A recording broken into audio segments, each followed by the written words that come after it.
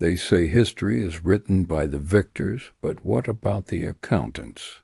This story starts not with trumpets or declarations, but with the quiet scratching of a quill pen on parchment. In ledgers hidden away in quiet rooms, a different kind of history was recorded. The records were never meant to be read aloud. They were lists of names, numbers, and margins, human beings reduced to property. While hymns of salvation echoed through stone halls, the sounds of suffering were carefully ignored.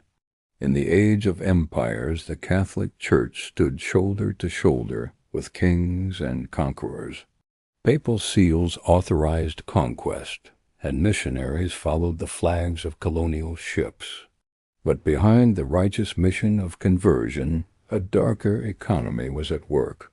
Human lives were counted, bought, and worked, not as souls to be saved, but as assets on a balance sheet.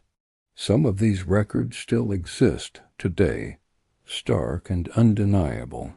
Lists of enslaved people owned by monasteries and convents. Baptismal entries right next to inventory marks. Accounts showing profits from vast sugar and tobacco plantations, profits that funded the construction of magnificent churches, schools, and missions across the globe. The Church preached mercy and the universal love of God, yet it existed comfortably within a brutal system built on human bondage. For the enslaved, conversion to Christianity rarely brought freedom. The drum of their heritage was silenced, replaced by lessons of obedience as a holy virtue. They were taught that silence was piety.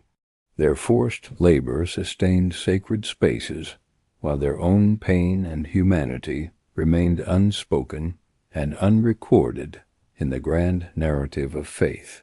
While the Church would condemn acts of overt cruelty, it rarely condemned the chains themselves. And when the tide of abolition finally began to turn, change came slowly, cautiously, and without a full reckoning. There was no great confession, no public apology for centuries of participation. The ledgers were simply closed, their contents tucked away, and the silence was allowed to continue. This isn't just a story about faith. It's a story about power, about economics, and about the institutions that shaped our world. It's about what gets recorded and what gets deliberately buried. It's about who was counted as a person and who was counted as property. This hidden chapter of history is still waiting to be fully acknowledged. If we listen closely, we can still hear the echoes of that deliberate silence. Thanks for watching. If this story made you think, please like this video and subscribe to Limitless Living for more hidden histories.